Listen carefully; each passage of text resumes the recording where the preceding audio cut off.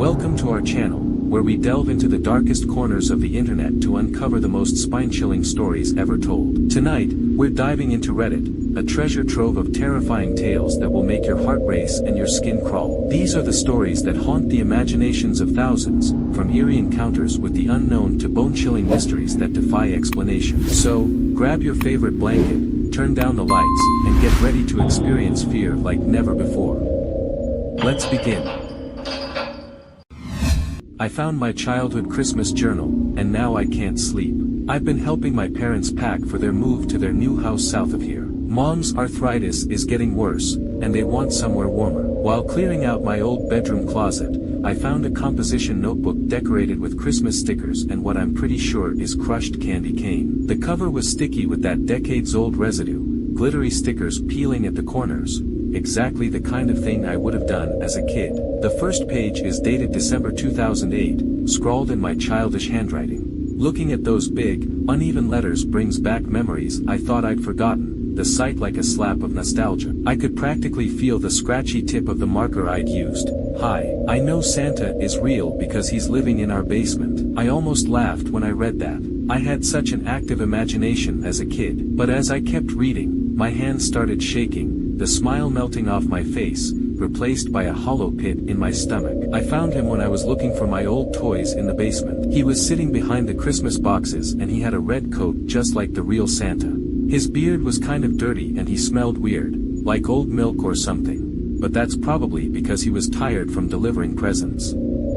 He told me not to tell anyone he was here because it's supposed to be a secret. He said he picked our house special. I remember this now. I remember how proud I felt that Santa had chosen our house. How special I thought I was. The memory sat like a sour lump in my throat as I read on. I've been bringing him cookies and milk like you're supposed to do. He eats them super fast and sometimes he asks for other stuff too. I gave him my sandwich yesterday and he ate it in 2 bites. But now Mom is mad because food keeps disappearing from the kitchen. I told her it was for Santa, but she just sent me to my room. Dad got really angry today because someone took Mom's wallet. I wanted to tell them it was probably Santa getting money to buy presents, but I promised I wouldn't tell. Santa said if I tell anyone about him being here, something really bad will happen. He doesn't say ho ho ho like in the movies. His voice is all quiet and scratchy instead, like the sound of leaves crunching under your feet. My hands are trembling so badly I can barely hold the pages steady. I remember Mom's missing wallet. I remember Dad installing extra locks on all our doors.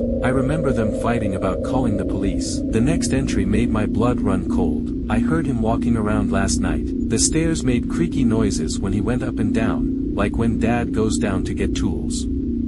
He stopped outside my door and breathed really loud. I could hear him through the crack under the door. It was slow and heavy, like the sound the fridge makes when it's running. I think he was checking if I was asleep. Good thing Mom always makes me lock my door at night or Santa would know I was awake. Mom. Oh God, Mom. She always insisted I lock my bedroom door at night. She never told me why. I just thought it was one of her weird rules. Santa is gone today. All his stuff behind the boxes disappeared too. He must have gone to visit other houses. Mom keeps crying and hugging me saying we're so lucky. I don't know why she's upset. Santa chose our house special. That means I must have been really good this year. There's lots of police cars at the Johnson's house next door. Mom won't let me look out the window, but I bet Santa is visiting them now too. I saw the police finding pieces of his red coat in their trash can. Santa must have gotten a new coat. The old one was pretty dirty anyway. I can't wait for Christmas. P.S. We're going to stay at Grandma's house for a while. I hope Santa knows where to find me there. I had to stop reading. I just called Mom. She broke down crying when I asked her about that Christmas. Through her sobs, she told me the truth about the Johnsons, about what the police found, about why we never came back to that house until New Year's Day. I'm sitting in my old bedroom right now and the house creaks and groans like it always did, but tonight the sounds feel different. More deliberate. I swear I can hear footsteps in the basement. Dad says it's just the old heating system acting up. But I found something else while packing today. In the basement behind the stacks of boxes there was a dirty piece of red fabric snagged on a nail. The smell hit me before I could even touch it, a rancid mix of sweat and decay. Update: Mom finally told me everything. Apparently after they found what happened to the Johnsons, the police discovered similar cases in 3 other states, all in December, all in houses with children, all involving someone who had been living in their basements for days before the murders. They never caught him. I'm helping my parents move next week. But first I'm burning those Christmas boxes in the basement. All of them. 1 year ago, I tried a dating app. I'll never date anyone now. 1 year ago, when I just turned 18, I decided to download a dating app. I had been single my entire life, and thought the only way for me to meet the man of my dreams would be through an app like that, cause I don't get outside of my house a lot. The only times I do, it's for school, and I'm pretty sure if you'd ask about me to one of my classmates, they'd say, who? So I gave myself a pretty nice profile, and that's when I got my first match, Ethan. 6 feet 2 inches, 29, big blue eyes, dark brown hair, pretty fit, cute face, the man of my dreams. He texted me first, and after a few chats, I knew he was the one. Apparently never had a girlfriend, and he had an awesome personality. We went on our first date at this fine food place, and we had a really good time. He made me laugh, smile, complimented me. The perfect first date. As he was driving me back home, he told me that he had a tendency to rush things, and that if he seemed too forward, I should tell him right away. It got a bit quiet, so I turned on the radio. Another woman was recently found dead in the neighborhood's forest. Her throat had been brutally mutilated, and her feet to her ankles were not found on her corpse. The suspect has yet to be identified. Any who would have a lead on him is demand dash. That's when he turned it off. A bit depressing, he said. After the first date was a second one, then a third, then a fourth. That's when he asked me to go to his place. I accepted, of course. He had his own apartment, unlike me still living at my parents' place, so it was just the both of. It started off great, squeezed in his arms, rubbing my feet, with a bucket of popcorn on our laps and a good movie playing on the TV. He then grabbed my face and pulled it towards his. I stopped his lips from touching mine by blocking it with my hand. I apologized, and told him he was being a bit quick for me. He screamed. Throwed the bucket of popcorn in my face. Smashed the TV remote on the floor. And fell on the ground. Silence. He starts crying. I messed it up. Again. Now you think I raped you, you'll make a complaint, I'll get caught dash. I stop him and tell him none of it is true. We're back in his car, driving me back home. I watched the few stars showing in the sky, without giving him directions. He knew the way by heart now. Still, he turned at the wrong intersection. I whispered it. What did you say now? I repeated a bit louder. Silence. Oh, you're right. There's a dead-end street a bit further. I'll turn back there. He turned right. Left. Straight. Right. Stopped. Around us were only trees now. I asked him why he stopped. No gas left. Shit. I'll get the gas in my strung. Stay still. He unlocked his door and got out. I looked at my phone. 23H35. I texted my mom, telling her I'll be getting back later than I was supposed to. Not delivered. I had no Wi-Fi signal. He's not getting back in the car. I thought about calling a roadside assistance, but I didn't know the number and couldn't look online, so I called 911. Hello 911, what's your emergency? I explained to the responder, I have your localization. Silence. Miss, lock the doors of the car you're in right now, so I did. Do not let the man you're with get inside the car, am I clear? I understood. I did even more when I looked at the driver's side. The tank was full. Ethan knocked on my side smelling, but not like he usually did. He tried to open the locked door, the smile vanished. Police will soon be with you, miss. He looked at my phone and stared in my eyes. He walked away in that forest with a knife and rope along with him. The dark of the trees soon made him unable to perceive. He was found later that night. He cut his own throat with the knife he held. I wonder what I would be right now if I knew the roadside assistance number. Something extremely serious happened at my university during exams, and apparently I'm the only one who knows exactly what happened. For context, I am a 20-and-a-half-year-old woman, studying a physics and chemistry degree in the city of Kosciuszko, a small town of about 30,000 inhabitants located a few dozen kilometers from Oslo, Norway. Everything has gone well so far. We have already had our first exams, and despite the anxiety it can create, we have all passed our exams. But since the day of our examinations, on the morning of October 22nd, an extremely strange series of disappearances has occurred. It started with a student I barely knew, named Maximum. When I say that this series of disappearances is extremely strange, it is an understatement. In fact, tell yourself that our exams take place under strict conditions, because they count for our grade.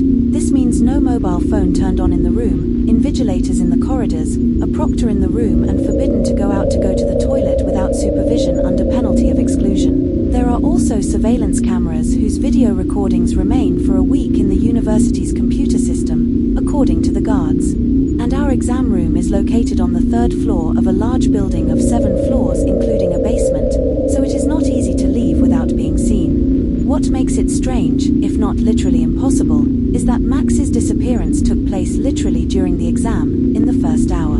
Everyone was in exam, Max was in the middle of the front row I think, except that, during our exams, he disappeared, leaving all his belongings behind, his copies, his pen, etc., and without anyone apparently noticing him for 15 minutes.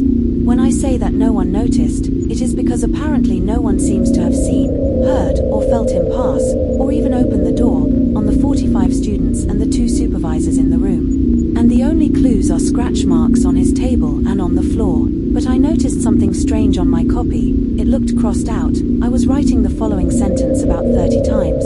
Amnesia girl, it's here at this point. I must specify that I live with a disorder called ATDS. It is a complex dissociative disorder related to trauma, involving the existence of several distinct personalities in me only present in cases of extreme danger, such as seeing people who have hurt me in the past, for example. These identities therefore have their own memory, independent and fragmented in relation to each other. On a daily basis, I don't feel any of this and I function normally, but if I'm in danger, it comes back. So I put this strangeness down to a dissociative crisis related to the stress of the exam that I would not be aware of, even if it seemed unlikely to me.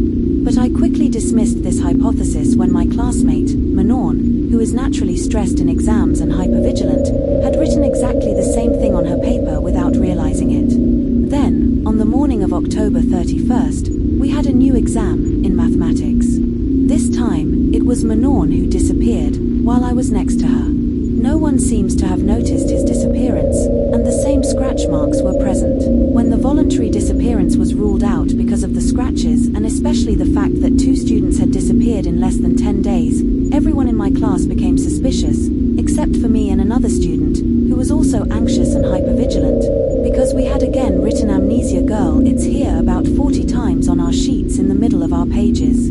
Equations, so we couldn't have both written this scary sentence and done something to Manon. But, the reason I'm writing this is much worse. Yesterday, I ran into my main childhood aggressor again in the city center, which triggered my ATDS again, for the first time in the whole year.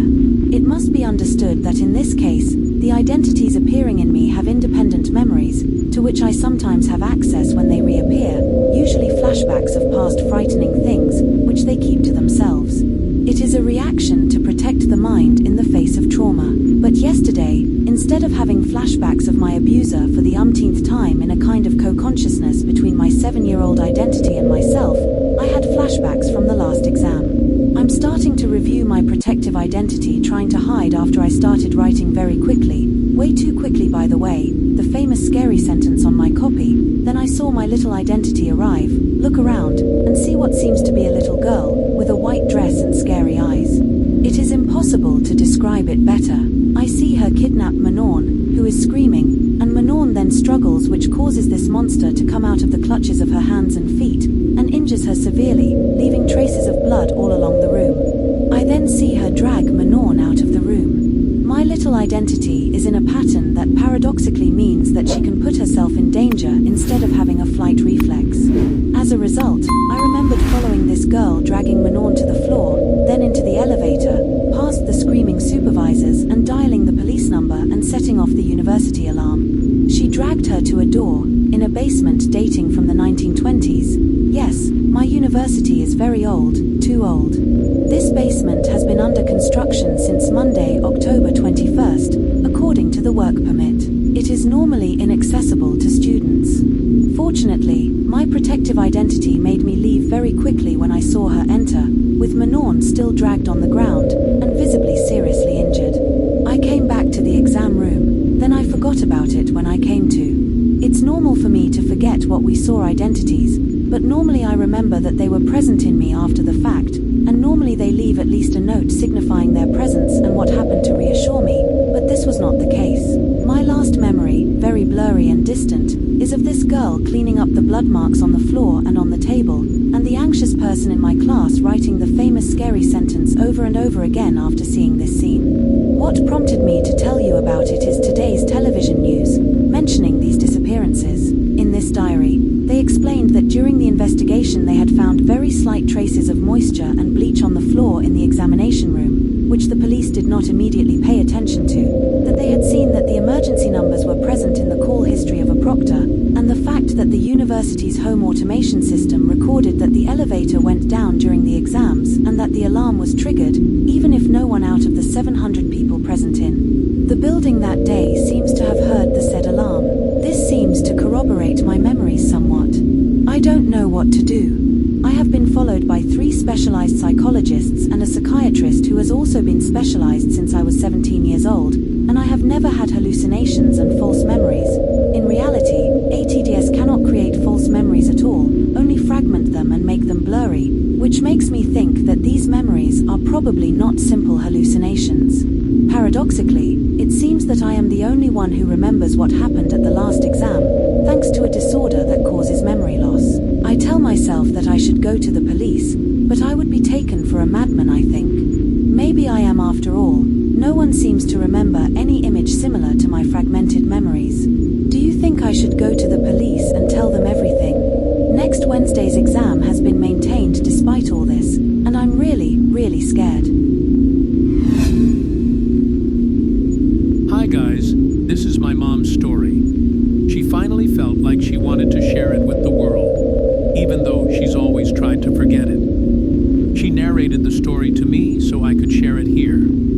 Hope you like it. This happened to me in the early 80s when I was about 15 to 16. I basically lived on the suburbs of my city, on a quiet place you wouldn't call the countryside, but close. I lived on a Spanish island. And, as everyone knows, back then was when girls started disappearing more often. But it wasn't yet a topic of conversation between the neighborhoods.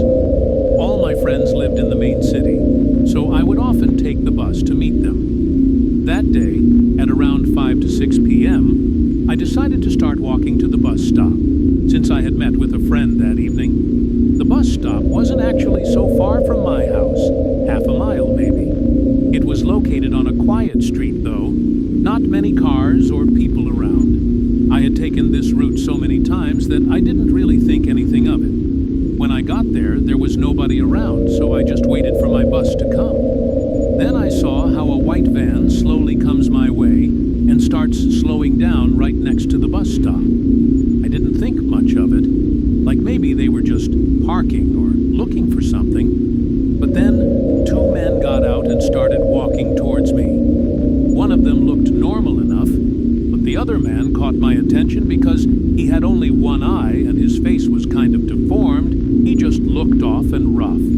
Before I could even process what was happening, they literally just took me by my arm and my waist and started dragging me toward the van. They didn't even say a word the whole time. I started screaming and kicking as hard as I could, but there was literally nobody I could see around. I remember I even started yelling, "Fire! Fire!" Since my mom had told me it was like a code for people who were getting abducted. It really was a horrible feeling seeing myself getting pulled closer to the van, knowing I couldn't do anything to avoid it. They got me into the van. Although I was struggling and fighting back, I kind of managed to get them off me for a second. But they kept grabbing me and pulling me back in. I didn't know if anyone would hear me or help. I probably felt like the luckiest person on earth when for a moment, out of nowhere, my older brother showed up. He didn't live with us at the time, so coincidentally, he was probably visiting us that day. I don't really remember why he was there. he started yelling and throwing punches at the men. In the struggle, they let go of me, and I managed to pull myself free and back away. The men seemed caught off guard. After a few seconds of fighting, they ran back to their van, slammed the doors, and sped off. Right after that moment, we ran home and I started crying in desperation. People who have experienced something similar to this know how shocked and paranoid you start feeling after this. We reported it to the police later that night, but they didn't do much. Things like this weren't taken very seriously back then. To those men, let's never, ever meet again. When I was younger, 18 or 19F, I lived in an apartment with my former best friend, another girl the same age. One day when both of us had the day off of work, we returned to the apartment from running an errand and found our neighbor, 40s M, standing in the hallway and looking troubled. We hadn't spoken to him before, but he lived diagonally across the hall from us, so we were familiar with him. We knew he lived there with his wife, and given that he occasionally used a cane on his walks to guide himself when he was alone, we knew he was visually impaired. This is important later. He approached us and explained he had locked himself out of his apartment and that his wife wasn't answering her phone and he didn't know when she would be back. He then asked if he could come into our apartment to wait for her. I know at this point you may be wondering why we let him in, which we did. The answer is simply that we were young and, despite admittedly both giving each other hesitant looks, we were too naive to say no. We felt bad he was stuck, and we assumed with two of us and one of him we could be safe if he tried something. He comes into our apartment at this point and immediately, despite being in a new environment, was much more capable of navigating than we assumed he would be. I chalked this up to his unit being similar, and perhaps my own implicit bias, as I wasn't particularly educated on the spectrum of visual impairment. This wasn't what creeped us out though. An hour came and went, and still no answer from his wife. Then he asked to use my phone when his died. I'm not sure I believe it did, for reasons I will explain later. I think he wanted an excuse to use my phone to call. He gave me her number, and I dialed for him, but still no answer. 3 hours went by, and at this point, he had become very comfortable in the apartment.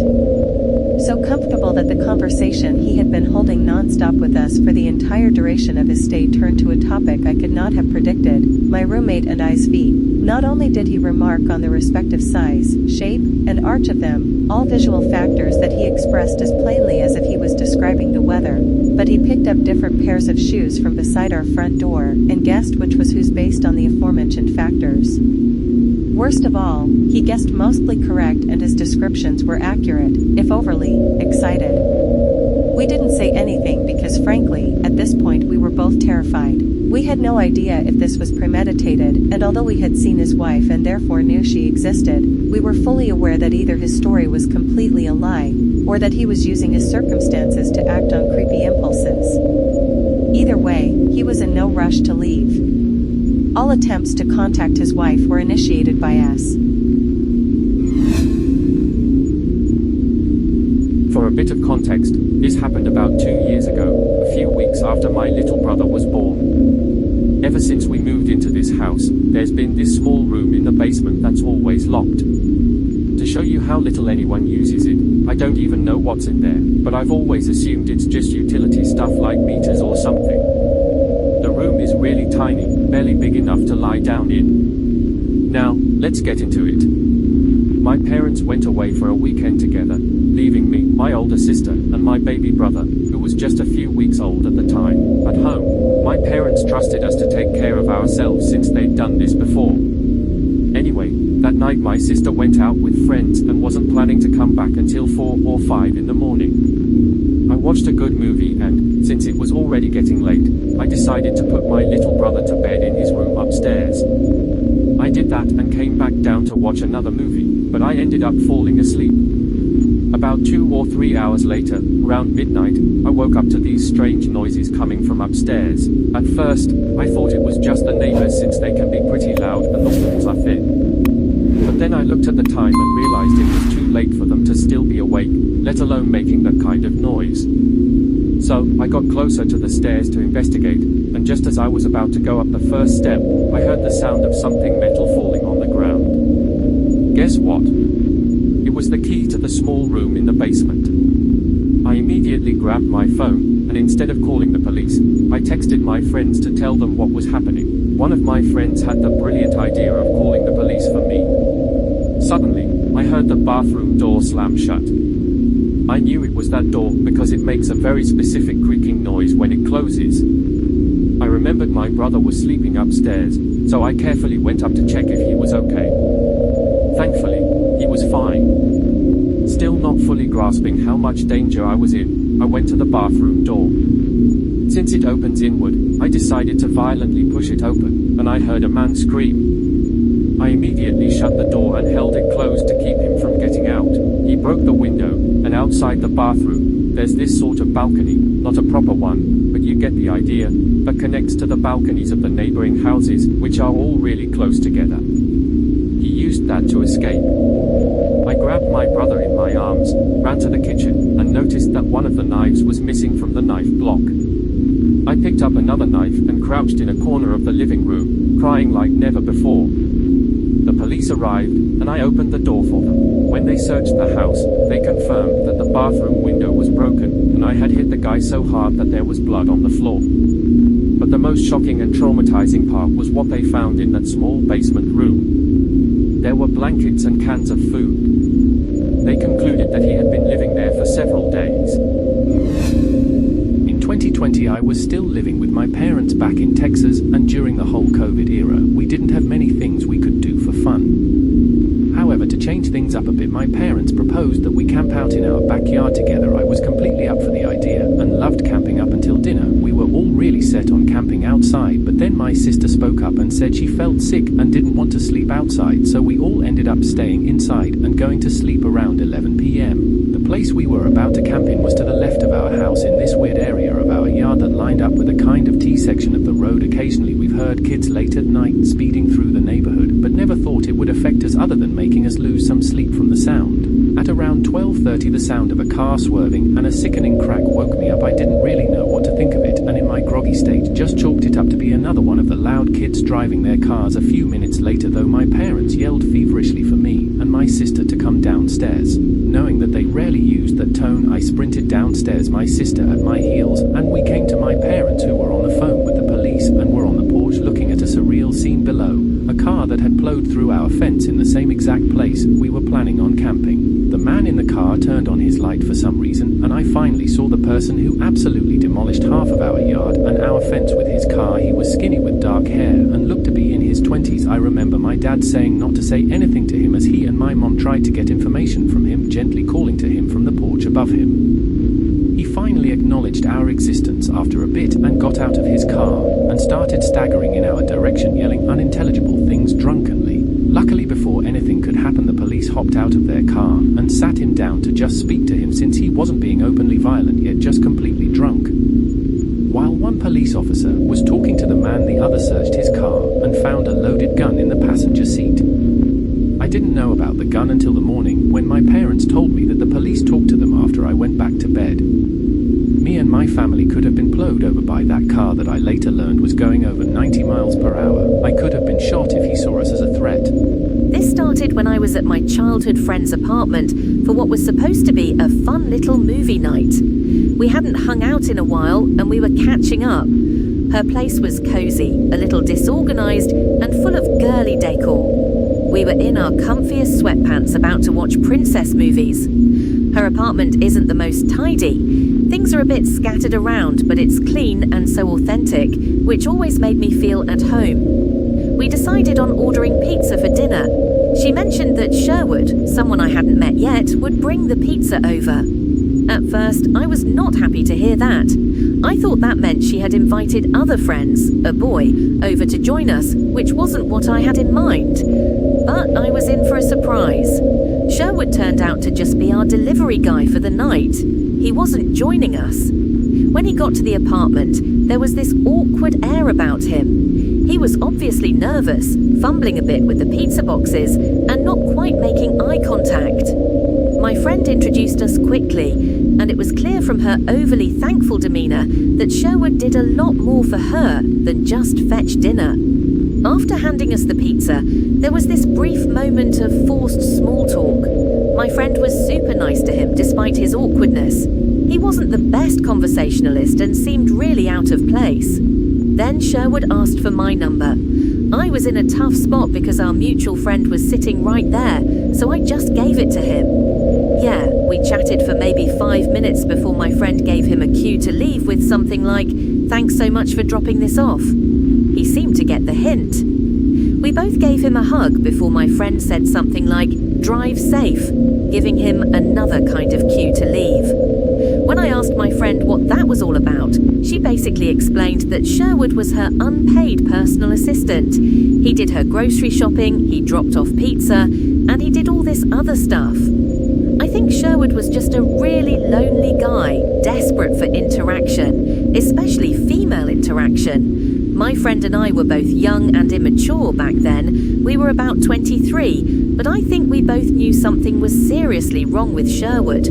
It was a little hard to articulate because we couldn't point out exactly what his problem was. Sherwood started a group chat with my friend and me. He just sent a meme or two every week. It felt like he was trying to stay relevant without being intrusive. Maybe he was used to being sidelined or even blocked by other girls in the past. It felt like he was trying to make me remember him, but also carefully trying not to give me a reason to block him too. I can't speak on his behalf. That's just what it felt like. Sherwood also offered help with errands. The first time, I said, "Thanks for asking, but no." He asked every weekend after that.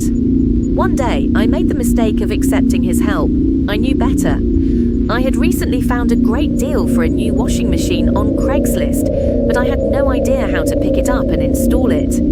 When I mentioned it in the chat, Sherwood excitedly volunteered to take care of the whole thing.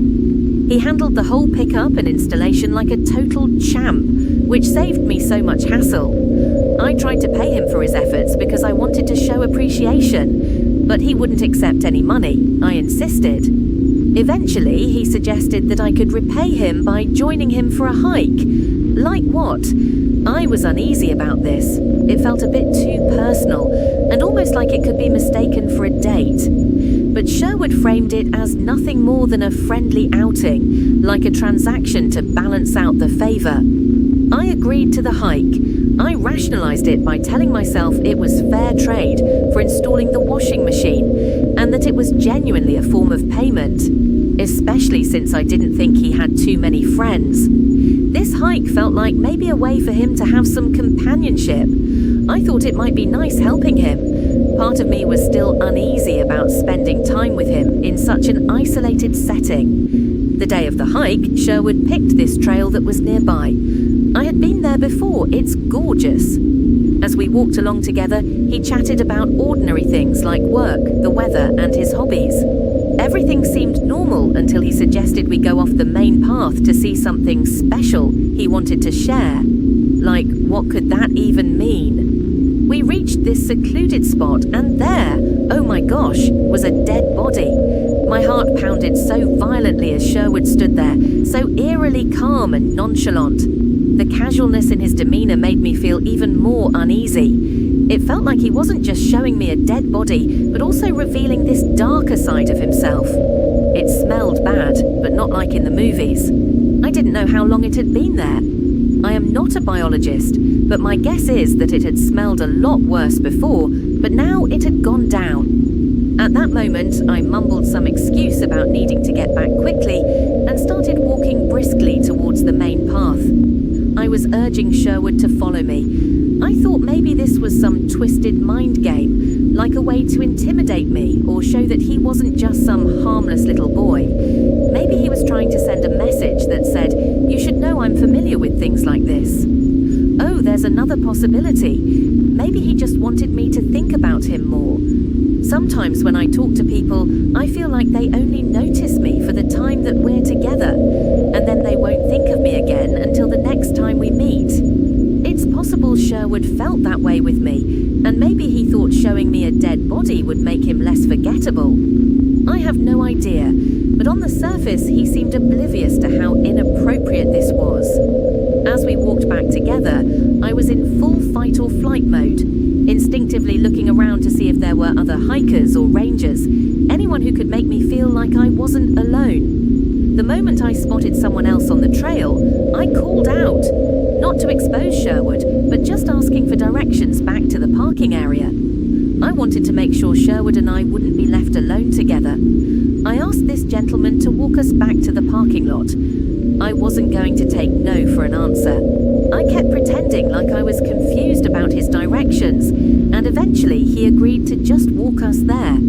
Getting help from that guy was my way of re-anchoring myself to safety and normality, while I was still under the shock of what Sherwood had shown me. We got to the parking area. There, I called my friend and told her I was with Sherwood. I suggested he could drop me off with her and that we'd be there in 20 minutes. Sherwood agreed. That was my way of making sure that if anything happened, it was on the record that Sherwood was the last person to have been with me. Also, I immediately texted my friend what had happened to get that on the record too. When I got to her apartment, we said thanks to Sherwood and kindly told him to go away. I had already told her through text, but then I started going into all the detail. The fact that the body had insects, the fact that the face was decomposing but still recognizable, etc. Her reaction was pure horror, not just about the dead body, but also how nonchalantly Sherwood had treated the whole situation. She confessed she always sensed something was off about him, even though she'd never imagined anything this disturbing. We both agreed that we needed to remove Sherwood from our lives.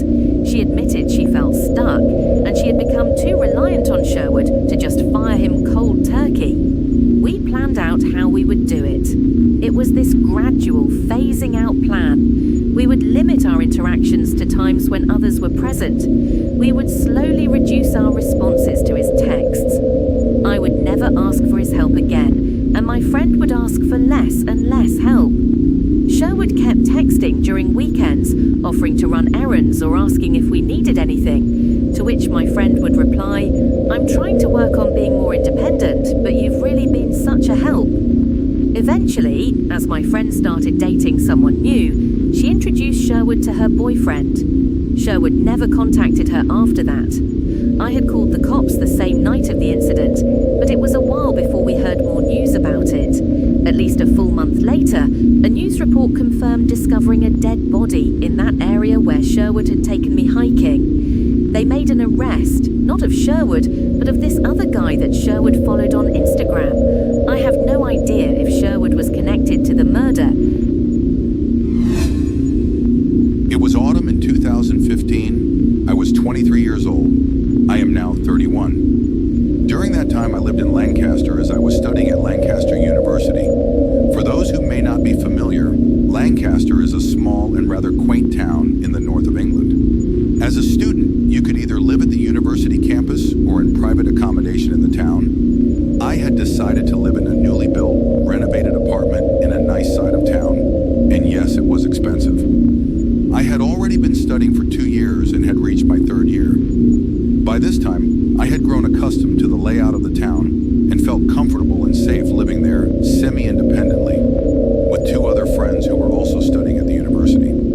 Since my 1st year, I had decided to improve my fitness by taking nightly runs around either the campus or the town. As we were living in the town center by my 3rd year, I would run either with my housemate or alone. The important thing to note about Lancaster, and this will be important later, is that it has quite a large residential area that is hilly and far removed from the bustling center, which at that time was a hub for the students or the local northern folk, probably drinking in pubs or eating pies.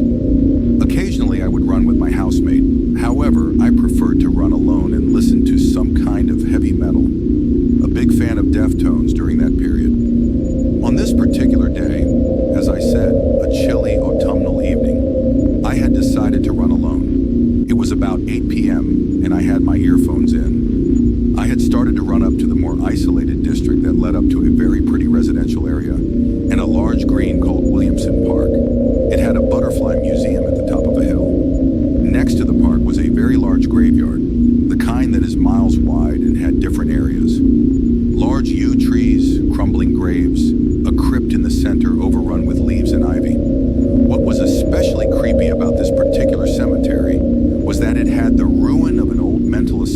hospital at the other side. You could actually sneak in if you walked across the width of the cemetery and crawled through a small hole in the fence that led to the asylum grounds. This was not advised, though, as guard dogs roamed the derelict building. It was not a place you wanted to be during the night. So I had made my way past Williamson Park and up to the entrance of the graveyard. Immediately, my eye was drawn to something small standing at the imposing gates of the graveyard. They were kind of tall, black iron gates that were at the bottom of a little winding path. I felt a little apprehensive, but it wasn't unusual to see people walking their dogs, etc. out of the graveyard. So I started to slow my pace to a walk in the direction of the shape. As I drew nearer, I realized that the shape was a child around 9 to 10 years old, and they were running towards me frantically. They looked panicked and scared. I think they were crying. I vividly remember that the girl was not wearing a coat, only a thin dress that would not be suitable for the harsh Lancastrian autumn. She asked me if I could help her. She was desperate and seemed to be frightened of something. She kept looking back into the graveyard, which at this point was totally pitch black beyond the gates. I mean, there was absolutely no light beyond the path. As the graveyard was quite large, it was chilling to see the depth of the blackness and the vulnerable child standing at the mouth of the gate, helpless. I don't recall what the girl said exactly, but I then offered to call the local police. I had typed 999 into my phone and had it on loudspeaker. The girl immediately changed. She was not happy about the fact I was calling the police. That was clear. She stopped crying and she seemed angry, almost demanding, and insisted that she did not need the police to help. I reassured her that it was best to inform the police, even offered to walk her to the station, which was about 20 minutes back down the hill. This is where the story gets weird and a little terrifying. The girl turned and ran back into the graveyard. She ran directly through the gates into the eerie blackness. She didn't turn back, just ran as quickly as possible until she had completely disappeared. It was then totally silent. I was spooked beyond belief, now standing in a darkened street, completely alone. I had so many questions. Who was the girl? Why was she alone? Why was she scared of the police? Why wasn't she frightened of the dark? Who might she be running to, or from? I turned and ran all the way back down the hill, not stopping until I had reached a well-lit, built-up area.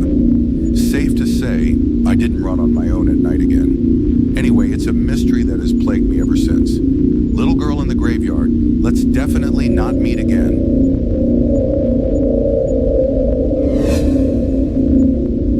So I'm working on getting my learners, which I neglected for a long time due to other circumstances, so I take the bus and train or rides to get around if it isn't in walking distance that I find reasonable. I don't mind good walks, but I do try to limit myself to not push things too far. That's not important though.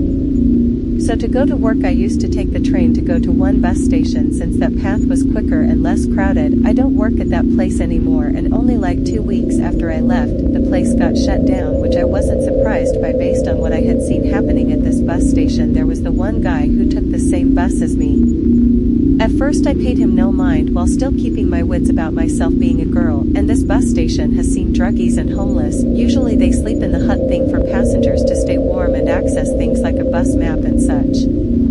The guy noticed me, and at first it didn't seem like a big deal. He kept looking at me though not much else. He kept being there when I would arrive. However, I brushed it off as he probably needed the bus to get to his own destination. He kept watching me, which I didn't enjoy though I tried to ignore it. Then he started to mimic what I did while waiting for the bus to arrive.